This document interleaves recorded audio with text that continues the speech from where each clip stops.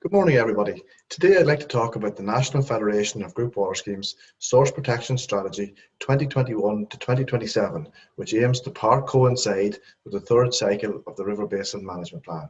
Indeed, I'd like to touch on some of the previous source protection initiatives from the Federation and give an update on the situation at present. So why is source protection so important, despite the level of investment there has been in the rural water sector in Ireland over the last number of years?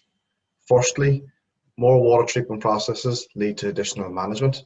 It also increases the amount of risk with the addition of water treatment chemicals or the formulation of unwanted chemicals such as trihalomethanes. Such conditions can be particularly more problematic where your raw water conditions are more variable, and source protection measures can help reduce this variability. Secondly, extra treatment processes leave a greater carbon footprint, while certain parameters such as acid herbicides are more difficult to remove, even with some of the more sophisticated water treatment systems within the group water sector, such as dissolved air filtration. Now, over the summer months, when I've been tipping about at the various lakes, I've noticed a number of algal blooms developing on certain group water scheme sites. Such conditions can be problematic for water treatment and can cause consequences for filtration, not to mention the potential for the production of microcystin, which is a toxin produced by certain blue-green algal species. Additionally, source protection measures aimed at protecting drinking water can offer us with mutual benefits and opportunities for biodiversity enhancement and climate change adaptation. And both topics, biodiversity and climate change, will be covered by my colleagues Roisin, Joe and Adrian over this webinar series. As many of you tuning in will be familiar with, the first phase of source protection works from the Federation involved the delineation of surface water catchments and groundwater zones of contribution for all individual group water schemes. And it became apparent from this process that there was quite a large variability between catchment size and catchment types within the sector. And an example of some of this variability is currently on the screen.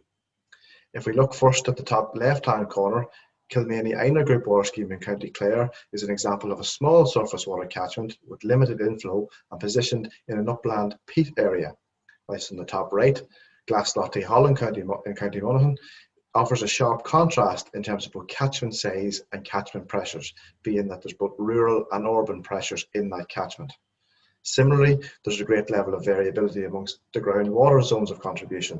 On the bottom left, Listerline Group Water Scheme in County Kilkenny is an example of a small ZOC of moderate groundwater vulnerability, and as you can see on the screen, covers just a couple of fields.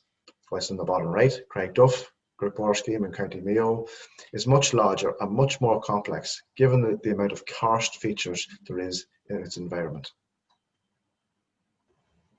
This range of catchment types and sizes offers a challenge when trying to devise a national source protection strategy. In an effort to meet this challenge, the Federation, in conjunction with a number of stakeholders and organisations, and indeed principal author Donald Daly, developed a framework on source protection last year. Now, this document offers guidance to schemes on how to develop individual integrated catchment management plans, and it largely builds upon the catchment characterisation processes established and working by the EPA and LawPro. It offers some additional focus to some of the more relevant drinking water parameters such as coliforms and herbicide contamination.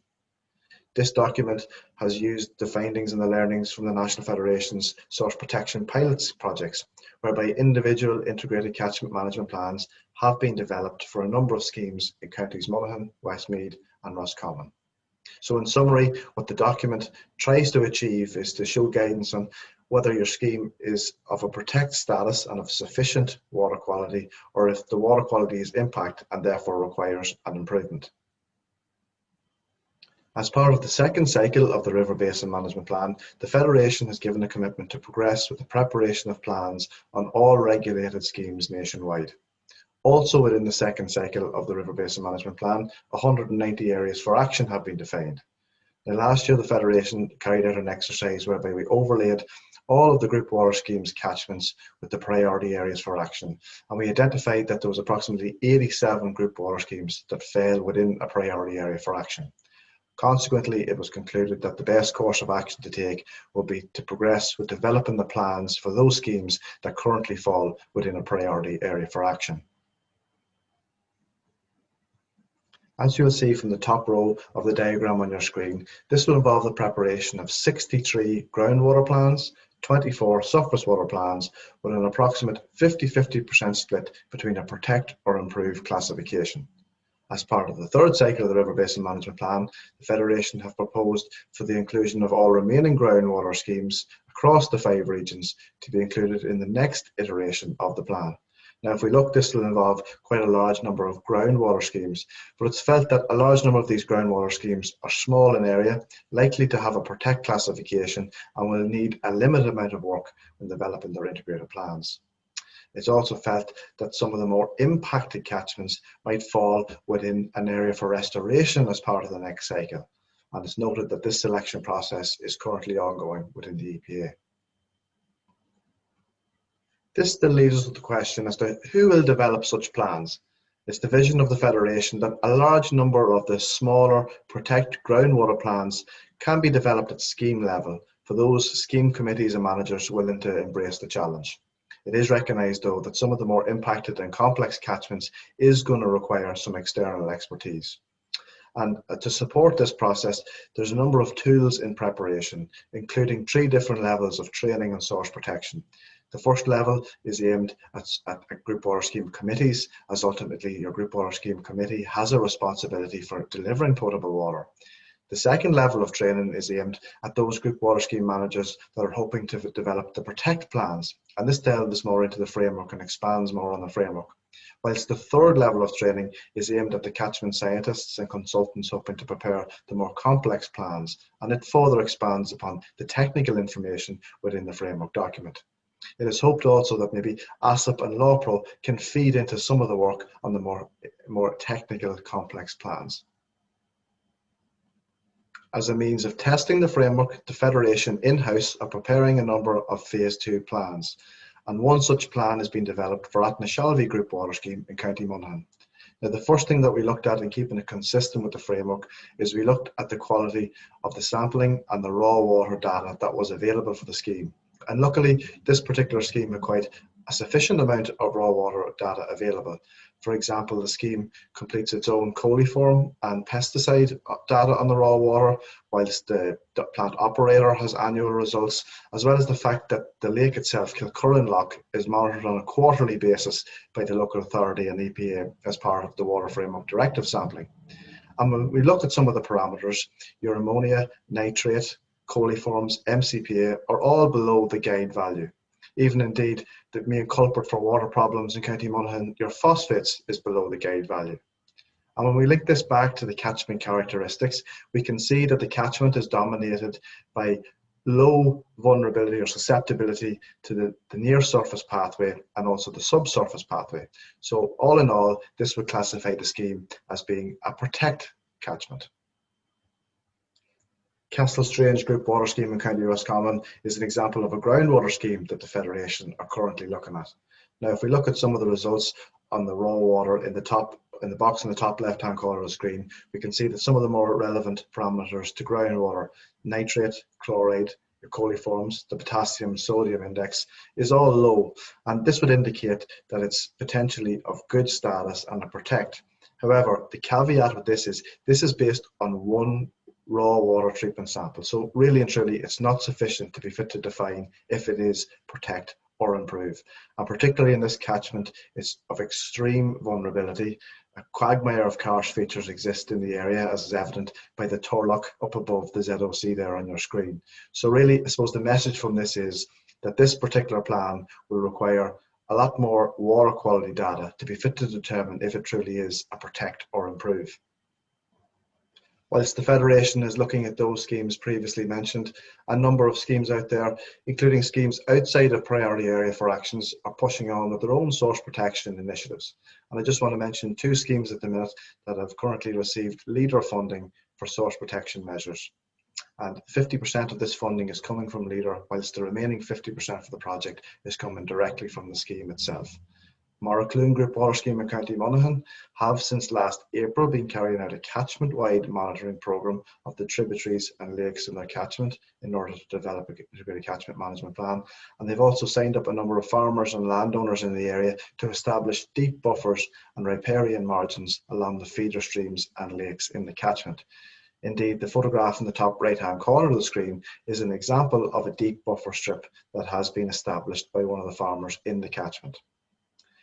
Gowland Group Water Scheme, who abstracts their water from Loch Garva, and Loch Garva, for anybody that doesn't know it, is situated in the Cavan Burren Geopark, and it's a lovely, lovely part of the country. Indeed, it's nestled between 3 national heritage areas and special areas for conservation.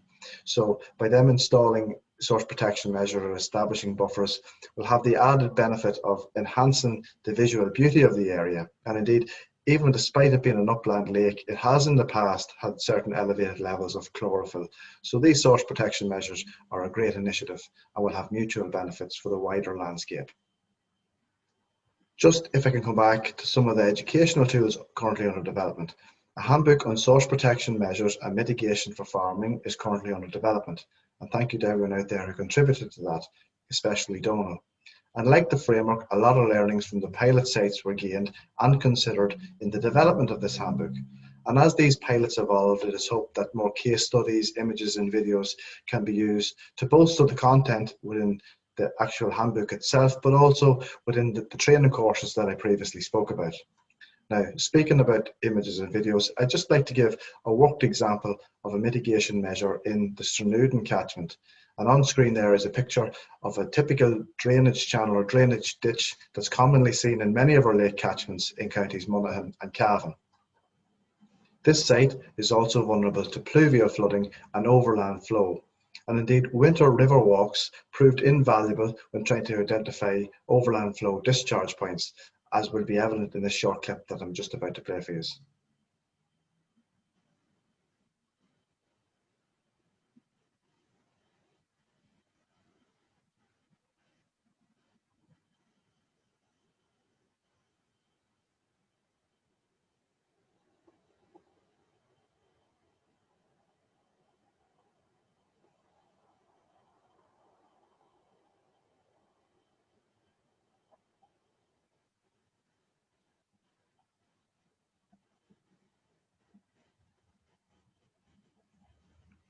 Now, sorry for the gale force wind blowing in the backgrounds, but it was an opportunistic video taken on one of our river walks. But what it did allow us to do was to identify an area where there was a problem and to localize a source protection measure in a relatively small portion of the field, whilst relaxing back the buffer in the remaining area.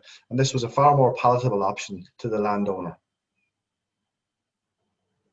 Here is another worked example of a source protection measure in the Stranuden catchment, whereby phosphorus via overland flow is a significant problem.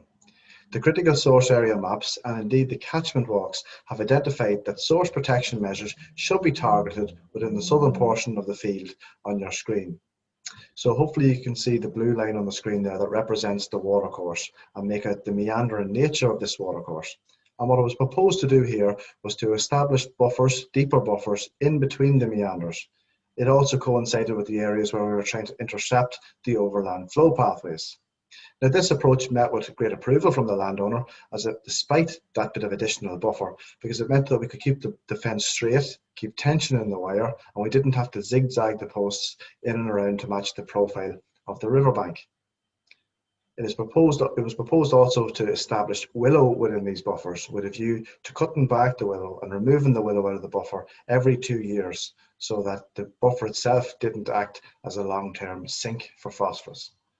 Now, the group water scheme itself has committed to doing this job, and there's a number of these sites that have been strategically located throughout the catchment. And just to quote the scheme manager on that, James McClone, he says that he now sees that role with source protection like any other task, including reading the water meters. The pilot project and the handbooks have tried to incorporate existing environmental programs where possible, including that of the Woodlands for Water. It is hoped that any existing environmental projects or future environmental schemes that may arise from the next round of CAP can be incorporated into group water scheme catchments and zones of contribution. Now, this is a nice example on screen of the woodlands for water application within one of our pilot sites. And you'll see in the photograph on the right-hand side, bank erosion, which is evident by the silt plume moving on down the watercourse. And what we proposed to do here was to do some bank reprofiling work and then put in the woodlands for water measure afterwards. And the bank reprofiling work will get an added benefit from the undisturbed water setback, and then the woodlands is planted after that. And what the woodlands will do is it gives it an extended buffer for nutrient uptake, as well as slowing the flow in this particularly flood risk and flashy catchment.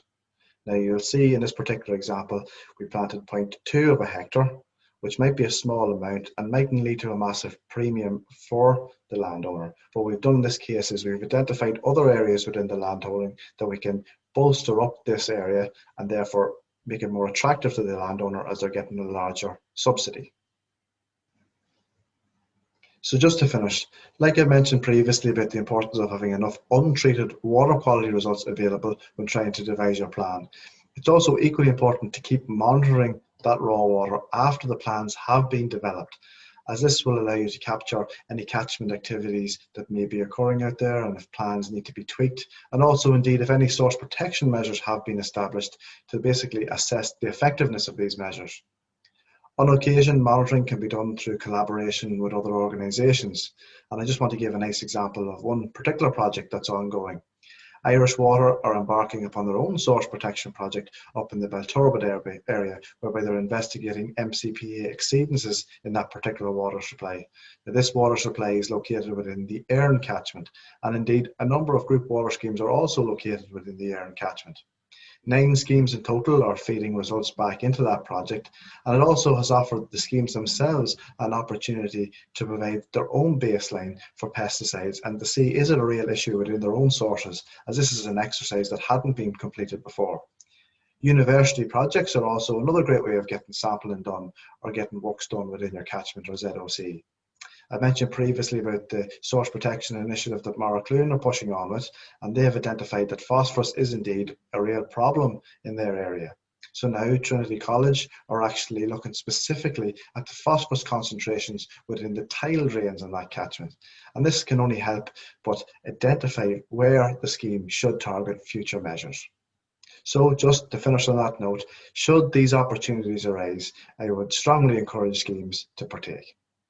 Thank you all for listening.